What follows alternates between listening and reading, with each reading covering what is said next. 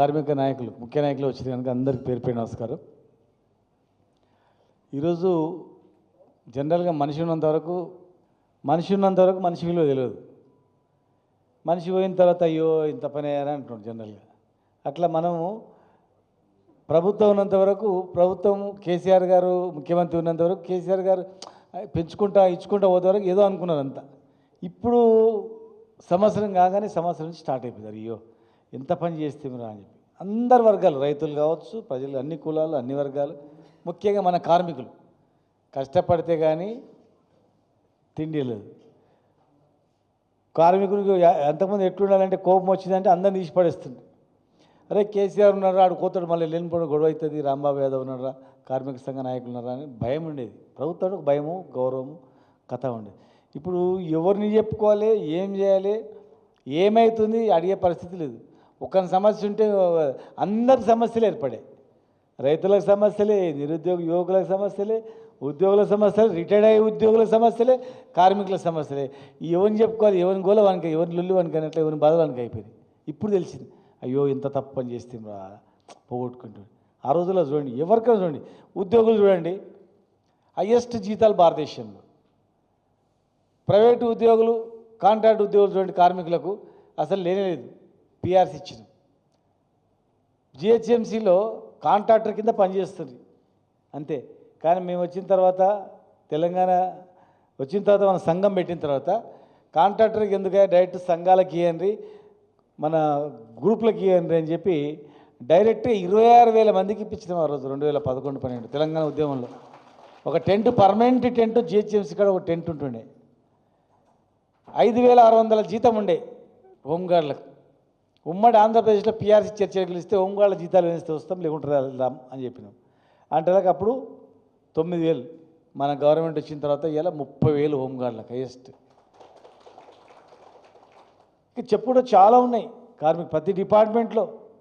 అప్పుడు మనం తెలంగాణ ఉద్యమంలో 78 సంఘాలు పెట్టించినాం. మనం దానకానాచారి గారికి తెలుసు. 78 సంఘాలు, కార్మిక సంఘాలు పెట్టినాం, ఉద్యోగ సంఘాలు కాక. కార్మిక సంఘాలు లాస్ట్కు ఒకరోజు ఇంద్రపార్క్ దగ్గర ధర్నా చేస్తుంటే చెత్త ఏరుకుంటూ పోతున్నవారు. సార్ మాది కూడా చాలా సమస్యలు, నేను ఏ ఊరు అంటే మహబూబ్నగర్ జిల్లా, డిగ్రీ పాస్ అయినా, ఇగో ఈ పరిస్థితి ఉంది నాకు అని. వాళ్ళు కూడా ధర్నా చేశారు.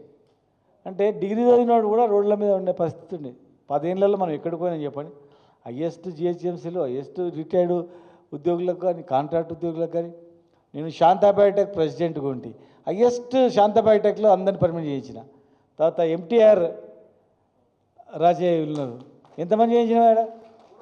350 మంది హైయెస్ట్ జీతాలు, హైయెస్ట్ పర్మనెంట్ చేయించినాం, రెగ్యులరైజ్ చేయించినాం. అట్లా దాదాపు బీడీఏలు ఎన్నో కంపెనీలకు మేము ఎన్నో కంపెనీలకు అధ్యక్షునిగా ఉన్నప్పుడు మేము టీఆర్ఎస్ వాళ్ళు రాబోయి వీళ్ళకి సంబంధించిన వాళ్ళు ఉన్నారు ప్రెసిడెంట్ అంటే, పక్క కంపెనీలు అందరూ వచ్చి అడుక్కుంటారు, మీరు ప్రెసిడెంట్ ఉండండి సార్ అని. వీళ్ళే 5-6 కంపెనీలు వచ్చి అడుక్కున్నారు. వద్దు భయ్, ఉన్న కాడికి చాలు, ఇంకా మేము చేయమని చెప్పి లాస్ట్కి రాంబాబు యాదవ్ గారికి వీళ్ళకి అప్పచెప్పినాం, మీరు ఉండండి భయ్, మాకు సరిపోతలేదు, ఇక ఉద్యోగ సంఘాలని మెయింటైన్ చేయలేకపోతున్నాం అని. తర్వాత తెలంగాణ వచ్చిన తర్వాత కూడా ఎంతోమందిని కాపాడుకున్నాం. ఆ రోజు మిమ్మల్ని అందరినీ ఉద్యమంలో నడిపించినాం, మీరందరూ కష్టపడ్డారు. మిమ్మల్ని కాపాడుకోవాలని ముఖ్యమంత్రి కేసీఆర్ గారు చెప్తే అందరినీ కాపాడుకున్నాం, అన్ని సంఘాలను కాపాడుకున్నాం, కార్మికులను కాపాడుకున్నాం. ప్రతి డిపార్ట్మెంట్లో ఊహించండి. అమ్మాలి ఇప్పుడు చెప్పిన ఇంతకుముందు మన రాంబాబు గారు, తక్కువ ఉండే అమ్మాలి సంఘం, అమ్మాలికి మన సివిల్ సప్లైలు మేము పోయి కొట్లాడి హైయెస్ట్ వాళ్ళకందరికీ. సింగరేణి మేము సకాల సమ్మె స్టార్ట్ చేస్తే ఫస్ట్ ఉదయం అందరికన్నా ఉదయం డ్యూటీ 1 గంటకు డ్యూటీ వాళ్ళు ఎక్కాలి, 1-2 గంటలకు డ్యూటీ ఎక్కాలి వాళ్ళు. మేము 10 గంటలకు గవర్నమెంట్ ఎంప్లాయీస్ స్టార్ట్ కావాలి కదా. అరే ఫస్ట్ మీరే స్టార్ట్ చేయరని చెప్పినాం సింగరేణి వాళ్ళందరినీ అక్కడ స్టార్ట్ చేయించినాం, సింగరేణి కార్మికులకు. అట్లా అందరూ కష్టపడి తెచ్చుకున్న తెలంగాణలో మోసపోయి ఇలా వెనుకపోయినారు. అధికార పార్టీ ఏం చేయదు, గుర్తుపెట్టుకో. కొట్లాడితేనే మరి అధికార పార్టీ ఉంది, ఏం చేస్తుంది అని చెప్పి అందరూ అనుకొని 5-6 నెలలు సైలెంట్గా ఉన్నారు. అర్థమైపోయింది. ఇంతకుముందు మీ అధ్యక్షుడు చెప్పినాడు. ఇప్పుడు అందరూ వస్తున్నారు, అయ్యో మనకు అన్నం పెట్టేది వీళ్ళే, కాపాడేది వీళ్ళే, భవిష్యత్ తెలంగాణను బాగు చేసేది కూడా వీళ్ళే, కేసీఆర్ గారి నాయకత్వంలో. మళ్ళీ 3వసారి కేసీఆర్ గారు ముఖ్యమంత్రి అయితేనే మనం చల్లగా ఉంటాం భయ్. అడగకుండానే ఈఎస్ఐ, పిఎఫ్, హాస్పిటళ్ళు ఎన్ని ప్రతి ఒక్క అమ్మకు మన ఇండ్లలో ఇక్కడ ఉన్న కార్మికుల అమ్మకు పెన్షన్ వస్తుంది ఖచ్చితంగా 2000 రూపాయలు. ఇండ్లు ఇంట్లో పెళ్ళి అవుతుంది, కార్మికుల పెళ్ళి కళ్యాణ లక్ష్మి వస్తుంది. 100% కార్మికులు కూతురు ఎలిజిబుల్ వాళ్ళకు. ఏ స్కీమ్ వచ్చినా ఎకరం 2 ఎకరాలు ఉన్నా రైతు బంధు వస్తుంది. 10 గుంటల భూమి ఉండి ఏమైనా చనిపోయినా రైతు బంధు వస్తుంది, రైతు బీమా వస్తుంది. 1,00,000 కోట్లు బయటకు పోయినామంటే 80,000 కోట్లు పేద ప్రజలకు మన దగ్గరికి వచ్చేస్తుంది, అందరికీ అకౌంట్లల్లో ఊర్లల్లో. ఇవాళ ఎక్కడ పోతున్నాయి పైసలు చెప్పు, ఏడుకోతున్నాయి? ఏ ఒక్క స్కీమ్ అని వచ్చిందా? కార్మికుల సమస్య ఒక్కటనైందా? కనుక దయచేసి మరి భయపడకండి. వచ్చే గవర్నమెంటు ప్రభుత్వం కేసీఆర్ గారి నాయకత్వంలో ఉంటుంది. కార్మికులకు ఖచ్చితంగా అండగా ఉంటారు, మేమందరం ఉంటాం.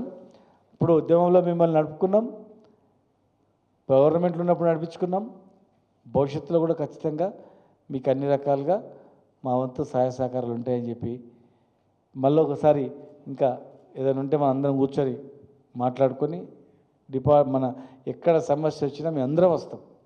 ఇక్కడ పల్లన్న కానీ, ఇక్కడ మస్తన్ చారి అన్న కానీ, మా లింగ యాదవ్ గారు కానీ, మేము ఎక్కడున్నా మాకు ఇవి అది అని కాదు, సమస్య ఉందంటే వాళ్ళ మేమే. కనుక మీరు ఒంటరి కాదు. బీఆర్టీ అంటే గ్రామబాబు యాదవ్ గారు ఎట్లా అనుకోకండి, ఆయన వెనకాల పెద్ద సైన్యం ఉంది. ఆయన రాండి అంటే ఎమ్మెల్యేలు, మాజీ ఎమ్మెల్యేలు, ఎంపీలు, మాజీ మంత్రులు అందరూ వస్తారు. కనుక భవిష్యత్తు ఈరోజు కష్టకాలంలో గట్టిగా ఉండి బీఆర్టీ జెండా పట్టుకొని నిలబడి బలోపేతం ఎవడైతే చేస్తాడో వాళ్ళకు భవిష్యత్తు ఖచ్చితంగా ఉంటుంది. మీకు అన్ని రకాలుగా మేము ఆదుకుంటామని చెప్పి మేము అందరూ కూడా తెలియజేస్తూ మరొకసారి మేడే సందర్భంగా శుభాకాంక్షలు తెలియజేస్తూ జై తెలంగాణ, కార్మిక సంఘాల ఐక్యత, కేసీఆర్ గారి నాయకత్వం.